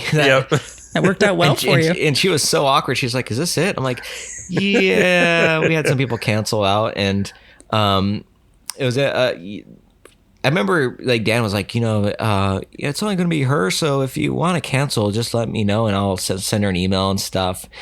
And at first I was going to say, yeah, but I was like, no, because I had this random thought. And I watched this documentary on Bob Ross, an actual documentary, not like the scandalous one, but like just the one just about Bob Ross, and how he got his show on PBS was he would teach painting classes. And there's this one class that he did where only one person showed up. And instead of canceling the class or just kind of booking it in, he just did the class like there's hundreds of people there. And this person who took the class was really impressed with that. And they also happened to be a PBS executive. And they're like, hey, how'd you like your TV show? And, so that thought kind of went through my mind. It's like, she paid to be there, and it's not her fault that no one else can make it, so let's make it worth her while. And I'm just going to do the class like there's other people there, and so that way it's not weird. It's kind of weird. And just make it worth her while. And because you don't know what will happen. And of course it happened to be Ruby, and a couple years later we're engaged. So it worked out. That's not my plan. Because I had no idea who she was beforehand, but something told me it's like, I need to do this, and they paid to be there and to make it worth it, and it worked out. You never know. You really don't. Our workshop was alone. I was the only one in the workshop for that. If you love what you do what you love. Eventually you'll find somebody who appreciates what you do, and you put out the vibes. Yep. That's the joy of having somebody that you met in real life. The joy of photography. Photography brings us together today. And doing not the online dating stuff, but actually meeting someone in person and being able to actually share things together is like kind of a great way to meet your right person. Exactly. So back to trains. Back to trains. Everyone's shutting up. Whatever, like, Ruby. They're talking about love. That's gross. Gross. I think we're giving hope to those awkward film photographers that are out there in the middle of the night, and they're at these abandoned places all by their little selves. You're like, I don't have anybody. No, there's hope, man. Take a class at Pia. Take one of our workshops. Take a workshop. I will say, love comes out of those. We've proven it now. Well, twice proven. The great thing about Phoenix Film Revival too, and I can't thank Dan enough for welcome me in with open arms and be like, you should come down here. You get to meet other people that are actually nerds like me, or bigger nerds, and it's like a support group almost. It's like I'm not the only one. Photographers Anonymous. Exactly. And also it's through osmosis too. You learn so much too, and I've learned so much just by hanging around these people, and then you make friends with them, and you kind of network with other ones that are more business like, or it's just a really good group of people that kind of go through there. And what's great too is with film photography is it's different strokes for different folks. It's like the people that are more focused on making a great photo, and are just people that are out there for the fun of it, or just love shooting photos. There's people that love the social aspect. There's people that shoot portraits and things like that, or like staging their photos, or people that love shooting cars and things like that. And then you also have the people that are gear nerds and like, oh yeah, I have this, I have this Rolleiflex right here, blah, blah, blah. And then I have this 4x5 that I built with Legos and it light leaks, but I built it myself. And you're like, you're weird, but that's cool. And, then you also have just the people that they just love the process. They love developing and they love, printing and doing weird stuff and alternative processes. And it's just stuff that you didn't know existed. And you're like, wow, this is a whole other world. It isn't just shooting photos, it's like, it's this whole thing, and I also enjoy, and I know a lot of people, crap on boomers, but I love talking to boomers too. And it's like, they're great. They have so much information. They have so much stuff, and they also have so much free stuff they want to get rid of too. And that's not the only reason why I talk to them, but it is one of the reasons. And I have no shame. And just talking, like hearing about stories of like how, when there wasn't film photography and digital photography, there was just photography and it was just film, and kind of hearing their whole processes and their stories, and some of them were press photographers, and yep. I was talking to this guy that works at Tempe Camera. He used to work at Tempe Camera. I don't know if he's still there or not. And he was a press photographer, and he would work he would shoot Phoenix Suns games. And during halftime, he would go down and develop his film really quick and, put it on the wire and do like halftone prints and send them over the wire so they can get out to the press or the newspaper the next day.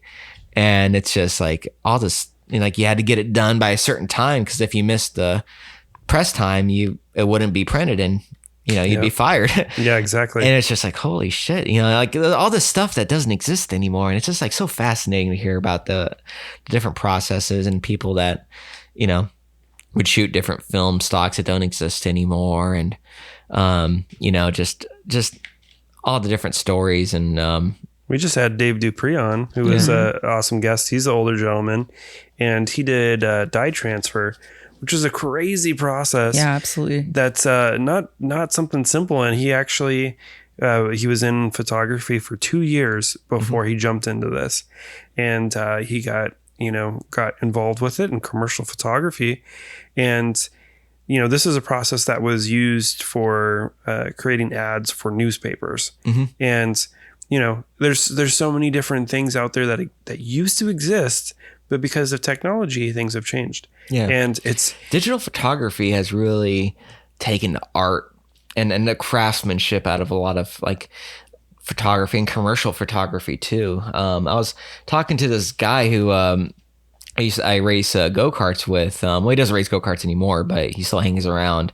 And he would shoot a lot for the Arizona Republic. And sometimes they would be contracted to do some of the product shooting for like Smiths and Smitty's and Fry's and all the grocery stores, Abco, that don't exist anymore. I remember Smitty's. I remember Abco. Abcos were cool because it's like all Southwesternly themed, and it's like, oh, it's cool. Yep. And back when you could buy all the groceries you want for $25 or something. But anyways, those were the days. Yep. Anyways, and just hearing his stories about like, oh yeah, when we would shoot like the ice cream, it would just melt. So we would use like soap. No, they would use mashed potatoes. Yeah, mashed potatoes. And like, it's crazy as a kid, at that time you'd see like the perfect scoop of ice cream in the photo, and you're like, how did he get it so perfect? And like, it's formed in mashed potatoes with food coloring. And it's kind of funny too, like you see people that don't understand photography be like, oh my god, look how much they alter the film or alter the food. It's like they use motor oil instead of syrup. That's so disgusting. It's like, well, yeah, because if you use actual syrup, it doesn't work, you know? Photography back in the day was... It's to make it appealing. You're not going to eat it. You're not going to eat the photo, you idiot. That's one thing that does piss me off is that people are like, oh, it doesn't look like, they like it's some like they're being deceived or something. It's like, it's a picture of a cheeseburger. Like, why is it personally affecting you like that? Like, oh, the cheeseburger I got from McDonald's doesn't look like that. It's like, don't eat at McDonald's. Cook your own damn cheeseburger, make it look like that. Seriously. You wouldn't eat it if you saw what it really looked like. Yeah, trust me. Back to trains. Back to trains. So, yeah, I love trains. Ryan will tell you anything you need to know about train. You just show him a picture, he'll tell you about it. He knows that he knows trains that much. Like the back of my hand. Well, the first words out of my mouth were diesel, according to my dad. Oh yeah. So that's that like, kind of mixes right into all kinds of stuff there. Yeah. Covers all that. Maybe not film, but you know. And I've always been my advice to like up and coming photographers or photographers that are like trying to like, learn about how to do it, or new photographers, is pick a subject that you love or that you know a lot about and shoot that. Obviously it helps to like have your camera on and just shoot like everything. But if you really want to learn how to shoot something that you're intimate with. Like if you're really into, cars, shoot cars. If you're really into nature, shoot nature, because you love that thing for a reason and you know why you love it. And if you want to become a better photographer, you're going to learn, oh, well, if I shoot it this way, it makes it look like why I fell in love with it, and it trains the same way too. And I think if you're interested in the subject, you're going to take interesting photos of it. It's just kind of this natural thing. Trains are that way too. And I was just every classroom has that weird train kid, and I was that weird train kid. I was always drawing trains, wearing train T-shirts. In first grade, I read Polar Express 12,000 times and wrote 12,000 different book reports about the same subject on trains, and collected train memorabilia. Like I have an old Atchison, Topeka, and Santa Fe Railroad lantern in my bedroom and stuff like that. Just like all sorts of nerdy stuff. And naturally, when I became interested in photography, trains was one of the things. And one of the first photos I took on film when I got into it was a train going through a train crossing at night. I did this long exposure of the gates going down and a train and all the lights, and it just looked so cool. And it was, because it was a long exposure on a full moon, it kind of looked like this weird, it didn't look like it was taken at night. It looked like it was taken almost like at dawn or something like that, because the sky was like this abstract blue that you wouldn't get. And that's one thing I love about night photography too, is that when you do long exposures, all these things happen that your eye doesn't capture. You can only capture on film, like the light trails and things like that. And so just doing that. And I think probably the biggest nerdy experience I did with trains was, so back in 2019, Union Pacific, they restored the Big Boy, which the Big Boy is the world's largest steam locomotive. And they restored one to actual operating condition, and they did this tour around the country with it. Mm-hmm. And it's an articulated steam locomotive. So it's basically two steam locomotives in one. It has two sets of 4-axle driving wheels, 4-8-8-4 configuration. So 4 leading wheels, one set of 8 driving wheels, another 8 set of driving wheels, and 4 trailing wheels. And it's the most powerful steam locomotive in existence. It's steam powered. Wow. And it can pull a train 5 miles long. Wow. Is that coal fired? Is that oil fired? Oil. Okay. Yeah. You can use wood, coal, or oil. Most are coal or oil fired. Most now are oil fired because it's easier to find oil than coal, and it's cleaner. What kind of oil was it? Was it like bunker oil? Thick oil, like nasty like junk. the sludge stuff? Yeah, or I think maybe they're using grease. I don't know. When it went by, it smelled kind of like French fries, so I think it's that kind of oil. Yummy. Which that's the other thing too, is with trains too. It's like it's a visceral thing with racing too. It's like it's a real visceral thing. You smell it, you feel it. The ground shakes. And then when this train went by, the Big Boy, that's what it's called, the Big Boy. It was unlike anything I've experienced. It was like a religious experience. Just the smell and the heat radiating off this big steaming thing. That it's a man-made. Steam locomotives to me are the closest man has came to recreating life, because it is a living, breathing thing. It's the fire that that heats the water that creates a steam, and it's just you could hear it working with each like. It's breathing, It's almost like it's like its dragon. own thing, And talking to people that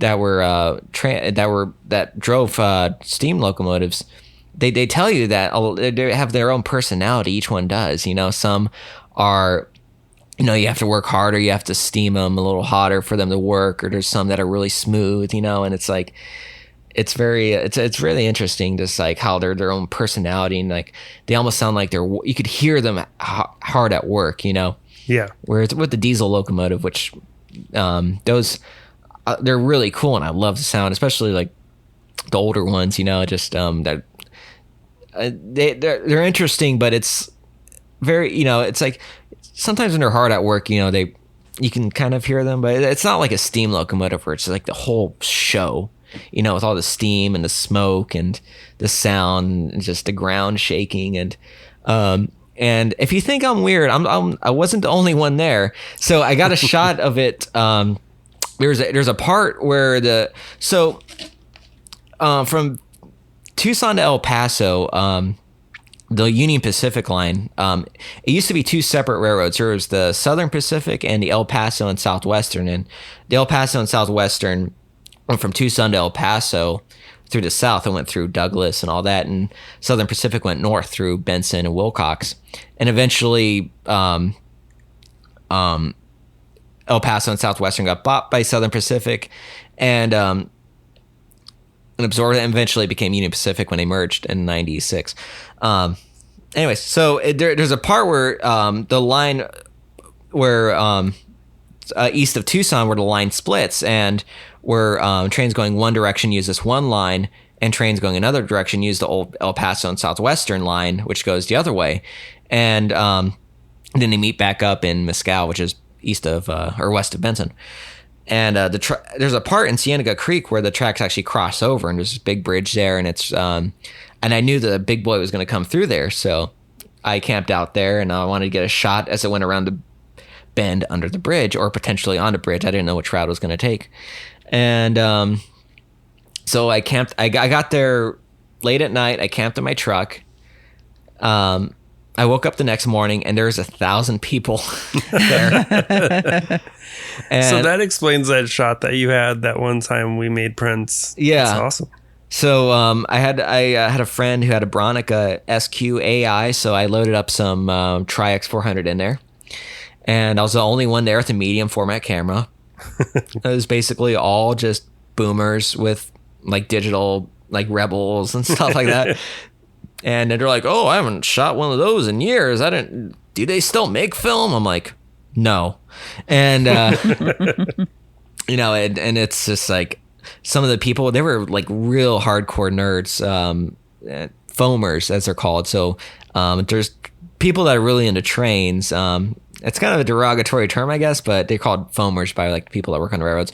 But yeah, some of these guys, they actually had like radio scanners that were like tuned into the dispatcher, so they could know when the big boy was coming. Yeah. And it had like it was like a whole like thing. Like there's a guy on a plane that was flying over it, following it the entire time too. And jeez, there's more and more people showed up, and there's literally 1,000 people standing on this one tiny bridge trying to get the same exact shot that I was. But the difference between them and you is you knew in your heart where the train was. Well, you could feel it coming. No. I was surrounded by a bunch of Ryans there. Yeah, it was kind of scary. Yeah, they all kind of like rolled in the same groups. Yeah, so I was like, oh God, it's me. Jeez. Guess you should start a club. There's actually a lot of clubs out there. But just Ryans. You have to find all the people named Ryan in the group. This is the Ryan train group. Yeah. Yep. But so I shot. So so finally came around the bend, and everyone like cheered and like, oh wow, and stuff. And I got my Bronica ready, and I was like trying to time it perfectly and focus, did the light meter like 15 times, making sure the exposure was correct. And so I got the shot of it going around the bend underneath the Cienega Creek bridge right there, and then I ran across the bridge and got it going away as it kind of wound itself. The tracks kind of parallel the creek right there, and it kind of winds, it snakes its way through. So I got a shot there, and then everyone hopped in their vehicles, and there was literally a mile-long convoy of nerds following this train as it went across. And I was thinking, oh, should I go stop in Benson or should I do Wilcox? I'm like, no, I'm gonna do something different. So I knew there's this kind of this ghost town just west of the Wilcox Playa called Cochise, and I was like, I drove there and there wasn't that many people there. So I was like, the spot wasn't blown up. So I'm like, cool, I'm by myself here. And I found this kind of old building and there's a gap where you can see those tracks. So I'm like, because the tracks are kind of obscured by all the mesquite and stuff out there. So I'm like, cool. So I set up my shot, I light metered it. And the thing is, through Cochise, this old mining town, or not a mining town, it's just an old ghost town that exists for no reason. The trains go through there at 60 miles an hour. Oh, wow. So you have to time your shot perfectly. So I'm there. I find my spot, get my light meter set up, and I'm like, I could hear the train coming. You hear the chugga, chugga, chugga, chugga, as it's train is hustling down the track. And seeing a train, the big boy, it's a large beast of a locomotive. It's a couple 100 feet long, almost the length of a football field almost. It's that big. Yeah. And just seeing that big, with all the, what's cool about steam locomotives too is all the rods on the outside working. It's just like, you could see it, and I knew I had to time it perfectly for this shot. So I just had my eye through the viewfinder, just like, just kind of get my breathing down and get my timing down. It's like, as soon as I see the locomotive, I have to click the shutter. And with the Bronica, it's like a Mamiya, where it's like you click the shutter and it just goes black, and it's like, Did I get it? I don't know.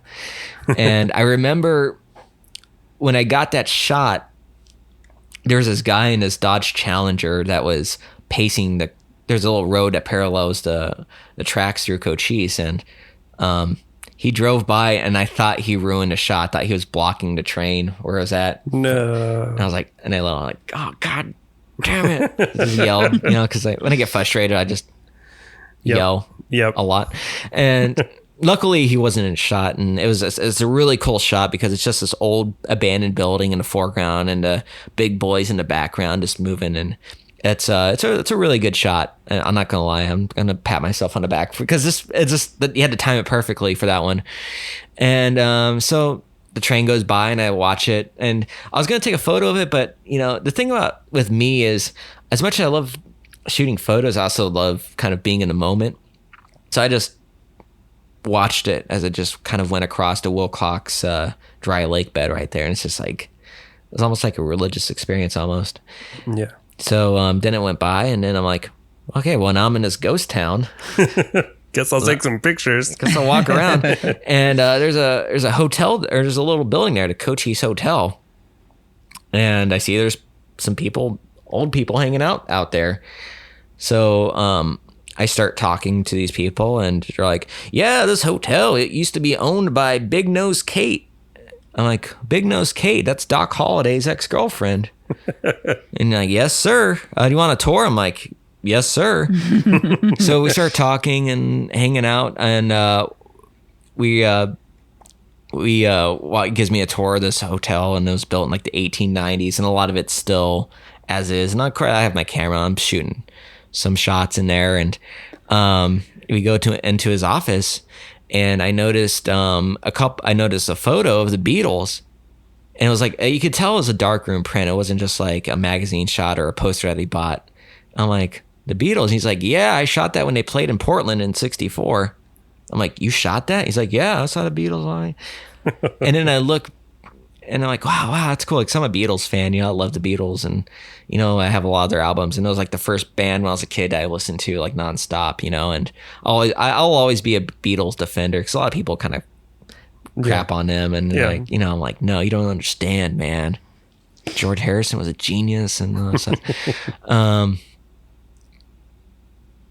So I was like looking at that, then I turned around in his office, and he has a framed photo of Art Pollard, which Art Pollard was a Indy car driver from the 60s and 70s from Portland, and he Art Pollard, he raced for Andy Granatelli in the SDP team back in the 60s, and I think he actually won a race, a couple races. He was a good driver. He was killed qualifying for the race in 73, but he was from Portland, and I was talking to this guy, and he's like, you know who Art Pollard is? Well, yeah, I was friends with Art Pollard, and blah, blah, blah. And then all of a sudden, I was talking racing with this guy in this hotel in the middle of the fucking desert. It used to be owned by Doc Holliday's girlfriend. And I'm like, what is going on?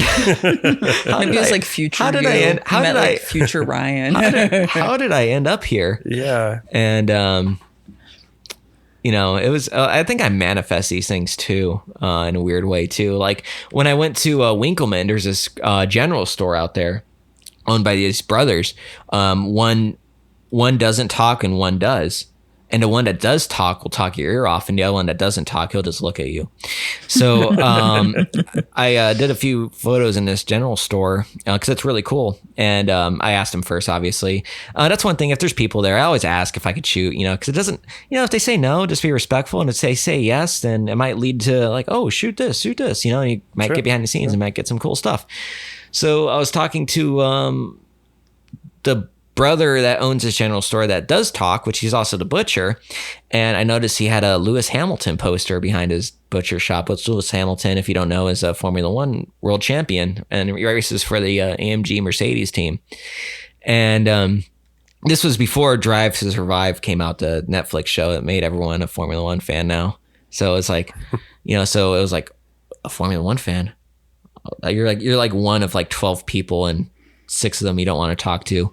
And so then I'm like, in this old mining town, like 2 hours east of Phoenix in the middle of nowhere. And I'm like, that's Lewis Hamilton. He's like, oh, you're an F1 fan. I'm like, yes, I am. And next thing I know, we're talking about F1 and everything. And this young Max Verstappen kid and how he's up and coming. And all of a sudden we're like, and I'm just like, how is this happening? We're just like, you were just born in the wrong decade. Well, not just that, but like I'm in the middle of nowhere and I'm just like talking F1 to this random person, we're for hours. Like, it's like 10 o'clock. I'm like, I gotta drive back to Phoenix, man. So got places to be. Yeah. I could only imagine the stories he's telling to the people that he knows. Yeah. It was kind of, it was kind of a melancholy experience too, because I guess the mine at that time was on strike. Asarco, they're always on strike at the mine company there. So it's like when I went there to shoot, they were on strike. So it's kind of a weird feeling because it's like, it's like, I kind of felt like weird, like, should I even be here? Are these people going to look at me weird because they're on strike? They're fighting for their, their wages and their benefits and stuff and all that, and I'm just here taking photos because that building looks cool, that's another thing too. It's like, you kind of got to be mindful of these things when you shoot. You can't just shoot willy-nilly. You got to shoot with a purpose, give yourself a reason to be there and a good reason to be there. Don't always respect people. And that's kind of why I kind of backed away from the cemeteries and shooting that too, because it just, to me, it just got, there's times where it just gets a little too personal and it's like, I have no reason to shoot this. It feels a little it makes you feel, if you shoot a photo and you feel icky about it, you shouldn't be shooting it, Yeah. It's that's a technical term, icky, Icky. It's just it's one thing if you're shooting something because you're documenting like, oh, there's this struggle here, and you're trying to capture for the betterment of the people. But if you're just doing it just because it's like, this looks cool, or it's like, you're just for your own personal sake, then that's just, to me, that's just selfish, so Yeah. But anyways, yeah. So, so that's kind of my take on photography. Yeah. Fair enough. But yeah, just, it's crazy, if you're, I don't know if I'm supposed to give out advice or not, but you can certainly do it. All right. Yeah. Some people give it, some people don't. Yeah. We like to hear it. Yeah. But, my advice is, as much as possible, just bring out your camera, because you never know when you're going to come across something that you find interesting. And, and always like, know your place too. If there's a lot of people there, you're like, if you feel like, oh, I need to meet these people, then talk to them and ask them. And like, you never know, like just the stories that you hear. And I've gotten into so many cool places and met so many interesting people through photography, and and it's a really wonderful thing. And but always have your camera with you too, because there's always something that you'll see like, oh, that's interesting, and pull over and shoot it, if you can. Because there's the best photos I've ever taken were ones that I didn't shoot because I'm like, oh yeah, I'll go back, and then you never go back, or you go back and the building's gone or changed, and you're like, oh.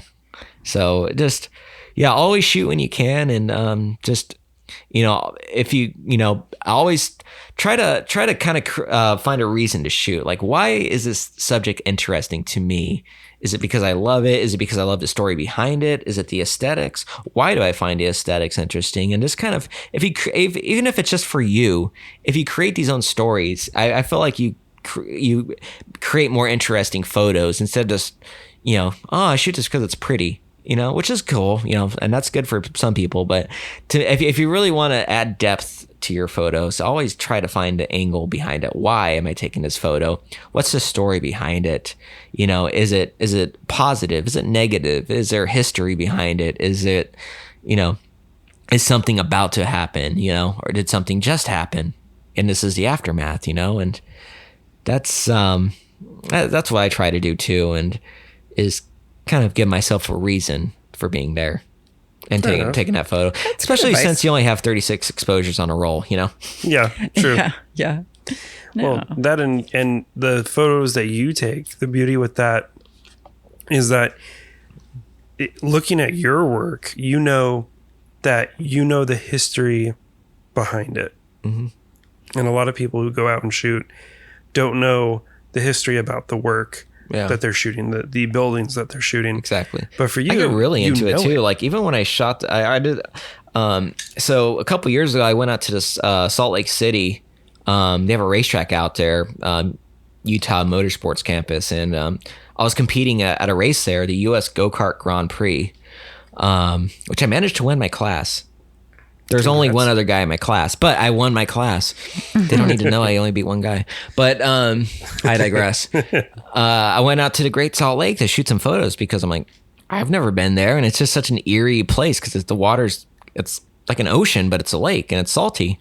So I'm like, I got some, and there's wildfires in California, so the sun was like this orange color. So this is weird. So I got some photos out there, and I'm like, well, I got to find out what the lake tastes like, So I got down and got a cup of water. I got a cup. Tastes like throwing up. And I tasted it, and I'm like, ugh. When I looked over to the left and this big smokestack, I'm like, I probably shouldn't have drank that. And the next day I won my race. So give you that fuel. Maybe that's what it was like that Salt Lake water. might not be a jock strap, but why are you tasting jock straps, Dan? Well, I'm not saying a jock. You taste a jock strap. I'm saying that's the superstition with people playing football and stuff like that is the jock strap. But I mean, I guess the lake water's cool. Well, I'm not like when it comes to racing, I'm not superstitious. Like, of course I've never washed my suit. I only enter from the cart from the left-hand side. I do a Hail Mary before I race, and then I close my eyes and visualize the race. And of course I'm not superstitious at all. No, not at all. No. So. Well, all wonderful stuff. I think we hit everything about Ryan, which is great, and all your different passions. And so my social security number. No, I'm joking. It all blends really well. So It's not just like you have these individual passions; they all kind of blend together along with your photography, which is kind of amazing. I guess, and to kind of put a wrap on it, because I think we've been recording for like 12 hours now. Just about, yeah. Just about. My family's wondering where I'm at. Ryan's on the side of milk cartons now. There's those, 03 Toyota Tacoma, silver alert for Ryan. For me. Because I'm pretty much, I'm 31 years old, and I feel like I'm like an 81-year-old man that just rambles on sometimes. I think, because I my dad, he used to tell me a lot, which kind of gave me a complex. He used to tell me, he's like, Ryan, you're an old man trapped in a kid's body, and I'm like, yeah. So I was like that old man, and then pretty soon I was tucking in my shirt into my jeans, and people are like, dude, you're taking this old man thing too seriously. You got to slow down. It's you become youthful when you're 80 or 90. You're going to be like the hippest 80 or 90-year-old. Yeah. Probably. Yeah, I'm like Benjamin Button, I guess. But yeah, I've always found that I get along better with older people. Like when I was in Bisbee too, like when I lived there, I was always talking to the older people. And I think one of the most fascinating people I met was this guy, Andrew. God, I wish I knew his last name so I give him a shout out. But he used to be a train engineer on the Southern Pacific Railroad, or not Southern Pacific. Oh yeah, the Burlington Northern Railroad, and later worked for Amtrak. And he's also a photographer. And him and I, every time I'm down in Bisbee now, I always go out and meet him and talk to him. And he's like, he's one of the few people, because you talk to trains, like with train buffs, and a lot of times they're just like, they're hard to talk to because they're into trains and that's it. And then it's like they're not really, they're kind of standoffish because they're like, oh, I know more than you. They're kind of those kind of people, in my experience. But Andrew, I could just talk to him. And I think because I met him through photography, and then he was like, oh, you're into trains. I'm into trains too. I used to work for the railroad. And he showed me some really cool photos that he took along the, with his, through his career, and like the stories he would tell, railroading in the middle of winter in the Pacific Northwest, and all the snow, and talking to some of the old heads, and how the guy who trained him would be drunk as a skunk, and just like, here, take a whole, like, here, drive this train. I'm going to take a nap in the conductor's chair. Because I'm too drunk to drive this train. Oh man, this is back in the 70s. It's on the rails. It's got like a little bit of a off the rails there. Yeah. Hopefully it's not off the rails, but yeah. There's actually a lot, because you're thousands and thousands of tons of a mile long train that you're trying to control down a hill. It's not that hard. It's not that easy. So, anyways, just I've always kind of related more to them, because I guess the things I'm into and the things I appreciate are more from that era than I guess some of the younger people, of all these young kids these days, they're shooting for the gram. As my brother's calling me, wondering where I'm at. Where are you, Ryan? Anyways, so, just, I don't know. Of course I love talking to everyone and meeting everyone, and, for me, like I legitimately try not to judge people and give everyone their opportunity, to talk to, and because everyone has a story and everyone's interesting, and sometimes the things that they might find interesting, you're just like, ugh, it's like, you collect Funko Pops. What the hell's wrong with you? So it's like. But it's like, yeah, that's what they like, it's not healthy, but it's what they like. And you can't judge. I'm judging hardcore, but it's just like, everyone has that thing that they're into. Well, my mom's calling now. How long have I been recording this podcast? My family is calling. We're at an hour and 46. Days. Wow. Is this a new record? Yeah, that's up there. Yeah. So, anyways, but I digress. I don't know. It's kind of interesting because I'm actually kind of an introverted guy, and I'm not very outgoing. But I'm one of those people where I kind of force myself. I kind of overcompensate, and if there's a kind of a way to break the ice with some people, or it's like all of a sudden I don't know, because like what's great about having a curious mind is that you kind of like end up down these rabbit holes, and you kind of pick up random bits of information about random things, and people bring something up, and it's like, oh yeah, blah blah blah, and they're like, oh, you know about this, and even though if I don't know about it, I just know that one fact. I'm like, oh yeah, and then you connect with that person, and you talk to them, and who knows, you might be into something else that you're really into, and that's the beauty of humanity is just connecting with random people and saying, Sharing "Oh yeah, experiences. different experiences." Like, yeah, we should hang out more, and never seeing them ever again. Well, awesome. Yeah, absolutely. Right. So you post mostly on Instagram. Is that your only kind of spot where most people would find you? For right now, I've always talked about, talked about doing a book and doing like something else, but like everyone does, and eventually I'll get around to it. But right now it's just my Instagram page is really the only way you can really find my photos. Unless you're in my inner circle, I'm not really tech savvy. Like an old man. If you send us your fax number, Ryan will fax you. I have my pager. Just give me a beep. Yeah. 300 years from now, when Ryan's photos magically end up into some documentation, that's how you can find about Ryan. Yep. So it's so my Instagram is probably the place you can find most about me, and probably where I would post about everything, and it's at Ryan Casillas, or just search Ryan Casillas, and the one with the profile with all the photos of random stuff. That's me. So yeah, at Ryan Casillas on Instagram, at Ryan Casillas. Yeah. Give me a follow, dang it. Yep. we'll include I gotta that. pump those numbers up. Yep. Rookie numbers. Gotta get that follow. I don't care, honestly. That's the thing too, is like one last piece of advice is shoot for yourself, man. Just don't shoot for other people. Don't be like, oh, this is cool. This is the style now, Just shoot what makes you happy. And, shoot whatever stock. You're always going to hear people like, oh, yeah, Porsche, that's gross. Or that's all the hipsters, or you shoot Fuji Chrome or Sensia, come on, get some real film. It's like everyone, just shoot what you want, man. Shoot whatever stock you want, and it's eventually you'll find your own style and find your own voice through photography. And always take people's advice too, and you'll be able to filter out the bad advice from the good advice. But that's my key. If you're learning how to shoot, or if you want to take your photography to the next level, just take it to the limit. Yeah. So do your thing and enjoy it. Yep, exactly. It's definitely good advice for sure. Yeah. Well, thank you, Ryan, for joining us. Thank you, Dan. Absolutely. Thank you, Stacy. Yeah, thank absolutely. you.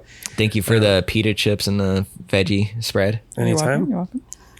That I didn't eat because I didn't want a bunch of chewing on his podcast. Yeah, I know. I gave someone a bite. I'm like, here, let me put this big bowl of chips in front of you right before we they're podcast. crunchiest, loudest food. Yeah, like you can't actually eat it. I'm gonna have to put out pudding or something. Tease. Put in. Yeah, through a straw. Yep. Or you just have like an Or marshmallows maybe. or just an IV. It's just so you don't sip. No actual munching noises. But Yep. that was a little bit of a tease there, putting a big bowl of chips in front of you. Yep. Well, thank you guys, and had a wonderful time. And Thank you. Thank everyone for listening to my random ramblings. Ryan is a friend of the lab. Yep. Exactly. What Ryan's an awesome guy. You Friend should of a lot definitely of check him out. people. Thank you. I really appreciate that. And I really do appreciate everything that you guys do and that the lab does. And, if it wasn't for you guys, I don't think I would be half the photographer I was. And especially with all the cool people you meet. And definitely, if you're listening to this and you're in the Phoenix area, just definitely, and you haven't done so yet, definitely give the lab a visit, and definitely, go in during open hours, or do a class, or just go there, and it's definitely worth it. And if anything, just to meet people. Yeah. And Yeah. Thanks, Ryan. Come through. Thanks, Ryan. the check cleared, so right? Yeah. You're paying Gonna have me to, for I this, know, right? just Yeah. slip some money Yeah, on of the way course. out. Yeah, thank you. Appreciate that. Awesome. Thank you, Ryan, for joining us. Thank you.